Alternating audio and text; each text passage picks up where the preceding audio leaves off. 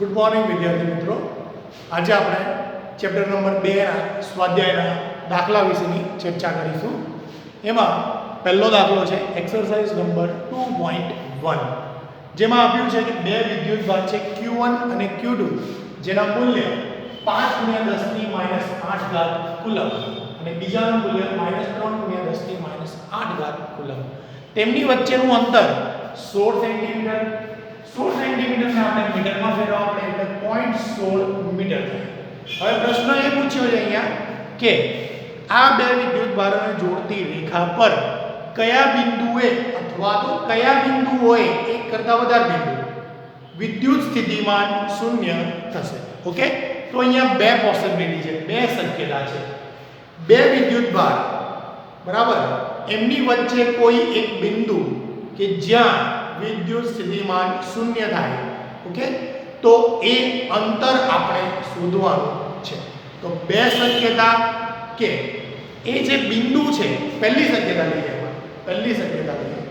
કે એ જે બિંદુ છે, બિંદુ P એ બે વિદ્યુતભારો વચ્ચે કંઈક x અંતરે આપણે અહીંયા લીધું બે વિદ્યુતભાર Q1 Q2.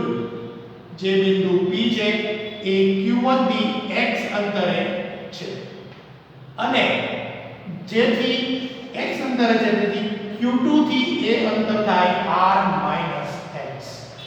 કારણ Q1 અને Q2 વચ્ચેનું અંતર આપણે r લીધેલું છે.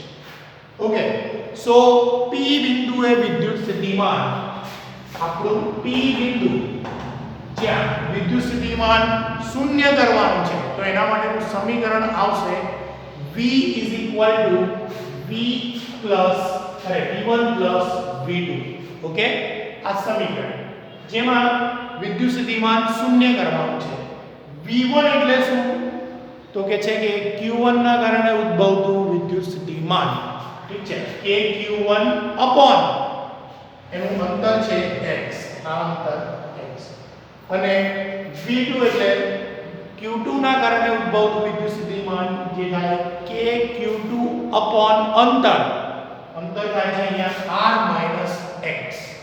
ઓકે, ત્યારબાદ કિંમતો મૂકીએ. k એવાની એવા લેવા દઈએ, અહીંયા શૂન્ય થઈ જાય. k એવાની Q1 ની કિંમત, Q2 ની કિંમત માઈનસમાં છે એટલે કૌંસમાં રાખી. હમણાં નીચે અંતર x મારે શોધવાનું છે. આ બાજુ r આપેલો છે એટલે r ની કિંમત મૂકીએ 0.16 - x એવાને એવા. ત્યારબાદ સાદું રૂપ આપ્યું. અહીંયા આ કૌંસ ઓપન કર્યો એટલે આ પ્લસ માઈનસ થઈ જશે. ત્યાર પછીનું સ્ટેપ કે અહીંયા માઈનસ વાળું પદ જે છે, આ પદ જે માઈનસ વાળું છે એ આ બાજુ ડાબી બાજુ આવી જશે એટલે પ્લસ થઈ જશે. તો એના પછીનું સ્ટેપ પ્લસ વાળું આવ્યું. ત્યારબાદ જે કંઈ અહીંયા છેદ ઉડતા હોય અથવા તો પદ જતા હોય એને ઉડાડી દેવાના. k જશે.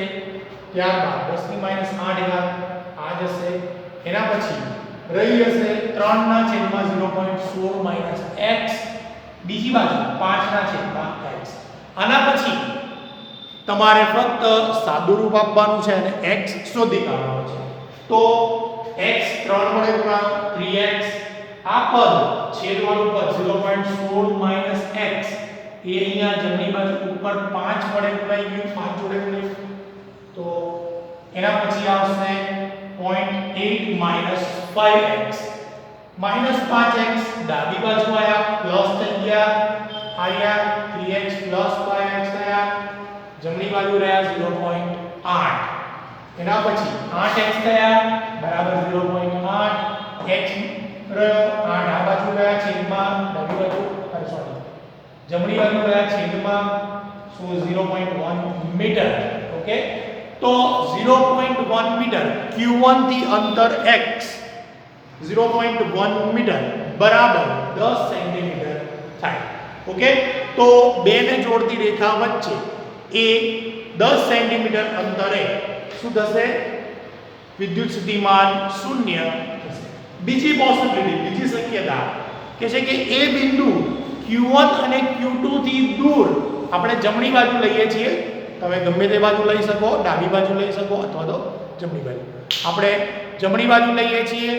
Q1 અને Q2 વચ્ચેનું અંતર તો r છે જ, પરંતુ આપણે જે બિંદુ લેવાનું છે જ્યાં વિદ્યુત સ્થિતિમાન શૂન્ય કરવાનું છે તે બિંદુ અહીંયા થાય છે P, જે Q1 થી x અંતરે લેવામાં આવે છે.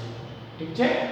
સો આ અંતર મને ખબર છે કે r થાય છે, પરંતુ આ અંતર કેટલું થાય તો કે છે કે કુલ અંતર ઓછા r એટલે x r. ઓકે, સો હવે ફરીથી સેમ આગળના દાખલાની આગળના પાર્ટની જ પ્રોસિજર આવશે. P બિંદુએ વિદ્યુત સ્થિતિમાન કેટલું? ઠીક છે? સો V V1 V2. P બિંદુએ મારે શૂન્ય લેવાનું છે. V1 એટલે Q1 ના કારણે વિદ્યુત સ્થિતિમાન જે થાય કે Q1 અંતર, તો Q1 થી અંતર થાય છે x. Are you? V2 Q2 ના કારણે ઉદ્ભવતું વિદ્યુત સ્થિતિમાન જે અંતર થાય છે Q2 માટેનું અંતર x r. ઓકે, સો કિંમતો મૂકી Q1 અને Q2 ની. ફરીથી એ જ પ્રોસિજર છે. આ Q2 માઈનસમાં જે કૌંસમાં રાખ્યા એના પછીનું પદ માઈનસ કૌંસ ખોલી કાઢવાનું એટલે વચ્ચે માઈનસ થઈ જાય. આ પદ માઈનસ વાળું પદ ડાબી બાજુ લઈ આવવાનું પ્લસ થઈ જાય. કે ઉડાડી દેવાના, 10 ની -8 ઘાત ઉડાડી દેવાની. ઓકે, સો એના પછીનું સ્ટેપ તમે જોઈ શકો છો 3 ના છેદમાં x - 0.16 5/x સાદું રૂપ અહીંયા બદલાઈ જશે. x = 0.8 ભાગ્યા 2 બરાબર 0.4 મીટર, એટલે કે 40 સેન્ટીમીટર. સો આપણી બીજી શક્યતા માટે બીજું અંતર જ્યાં વિદ્યુત સ્થિતિમાન શૂન્ય થવું જોઈએ એ અંતર મને કેટલું મળે છે? 40 સેન્ટીમીટર મળે છે. ઓકે, તો અહીંયા તમારે પૂછી શકે Q1 થી અંતર કેટલું, તો કે છે કે 40 સેન્ટીમીટર, પરંતુ Q2 થી કેટલું અંતર? Q2 થી અંતર કેટલું? બીજા કેસની વાત કરું છું. Q2 થી અંતર કેટલું કે x - r. x મારા આયા 40, r મારા છે 16, એટલે આ થઈ જાય 24 સેન્ટીમીટર. ઓકે, સો અહીંયા પહેલો દાખલો પૂરો થાય છે. બીજો દાખલો જેમાં આપ્યું છે કે એક ષટકોણ છે, 6 બાજુવાળી આકૃતિ ષટકોણ, દરેક બાજુની લંબાઈ 10 સેન્ટીમીટર, એટલે કે 10 સેન્ટીમીટર બરાબર 0.1 મીટર. ઓકે, જેના શિરોબિંદુ પર એક સરખા મૂલ્ય ધરાવતા વિદ્યુતભાર છે. મૂલ્ય જ આપણને આપેલું છે 5 માઇક્રોકુલમ. Q = 5 માઇક્રોકુલમ, that is equal to 5 × 10⁻⁶ coulomb. ઠીક છે? તો પ્રશ્ન પૂછ્યો છે કે અહીંયા એ ષટકોણના કેન્દ્ર પર, આ જે કેન્દ્ર છે ત્યાં વિદ્યુત સ્થિતિમાન કેટલું? ઠીક છે? તો આપણને ખબર છે કે અલગ અલગ બિંદુઓ આપેલા હોય અને કોઈ એક બિંદુએ વિદ્યુત સ્થિતિમાન શોધવું હોય તો એ બિંદુ બીજા બધા બિંદુઓથી કેટલું દૂર છે એ અંતર ખબર હોવી જોઈએ, ત્યારબાદ વિદ્યુતભાર કેટલો છે એ ખબર હોવી જોઈએ. સો કેન્દ્ર પર વિદ્યુત સ્થિતિમાન V બરાબર પ્રથમ વિદ્યુતભારના કારણે ઉદ્ભવતું વિદ્યુત સ્થિતિમાન વત્તા બીજાના કારણે વત્તા ત્રીજાના કારણે વત્તા ચોથાના કારણે વત્તા પાંચમાના કારણે વત્તા છઠ્ઠાના કારણે. હવે તમે રકમમાં જોઈ શકો છો કે દરેક બાજુની લંબાઈ સરખી છે, ત્યારબાદ વિદ્યુતભારનું મૂલ્ય પણ સરખું છે. સો આપણે લંબાઈ અને મૂલ્ય બાજુની લખું છું, લંબાઈ બાજુની લંબાઈ તથા વિદ્યુતભારનું મૂલ્ય સરખું હોવાથી બધા વિદ્યુત સ્થિતિમાન V1 બરાબર V2 બરાબર V3 બરાબર V4 બરાબર V5 બરાબર V6 સરખા થશે. ઓકે, સો ઉપરનું સમીકરણ જે છે V મારે લખી શકું V1 વત્તા V2 ની જગ્યાએ ફરી V1 V1 V1 V1 6 વખત V1. that is equal to 6 times V1 that is equal to 6 ગુણ્યા V1 એટલે વિદ્યુત સ્થિતિમાન બરાબર છે એનું સૂત્ર થાય K Q upon R ઠીક છે that is equal to 6 ગુણ્યા K ની કિંમત તમને યાદ હોવી જોઈએ ચેપ્ટર નંબર 1 9 ગુણ્યા 10 ની 9 ઘાત ગુણ્યા Q ની કિંમત આપેલી છે આરે 5 ગુણ્યા 10 ની -6 5 ગુણ્યા 10 ની -6 છેદમાં R બરાબર 0.1 ઠીક છે હવે આનું સાદું રૂપ તમને આપણું જોઈએ જો 9 છંગ 54 54 50 કેટલા થાય ભાઈ 54 50 જે થતા હોય તમારે સાદું રૂપ 9 છંગ 54 54 50 5 20 જે થાય મને એનો જવાબ આવે છે ફાઇનલ 2.7 ગુણ્યા 10 ની 6 ઘાત વોલ્ટ ઠીક છે તો કેન્દ્ર પર વિદ્યુત સ્થિતિમાન થાય 2.7 ગુણ્યા 10 ની 6 ઘાત વોલ્ટ ઓકે એક્સરસાઇઝ નંબર 2.3 જેમાં એવું આપ્યું છે કે બે વિદ્યુતભાર છે Q1 અને Q2 A અને B બિંદુ પર તેમની વચ્ચેનું અંતર છે R બરાબર 6 સેન્ટીમીટર R બરાબર 6 સેન્ટીમીટર એટલે મીટરમાં કન્વર્ટ કરીએ 0.06 મીટર થાય વિદ્યુતભારોના મૂલ્યો એક પ્લસ છે +2 માઇક્રોકુલમ બીજો -2 માઇક્રોકુલમ તેમની વચ્ચેનું અંતર 0.06 મીટર ઓકે હવે પ્રશ્ન એ પૂછ્યો છે કે એ બેના મધ્ય બિંદુએ વિદ્યુત સ્થિતિમાન કેટલું અથવા તો એ બેના મધ્ય બિંદુએ જે સમસ્થિતિમાન પૃષ્ઠ આવે છે ત્યાં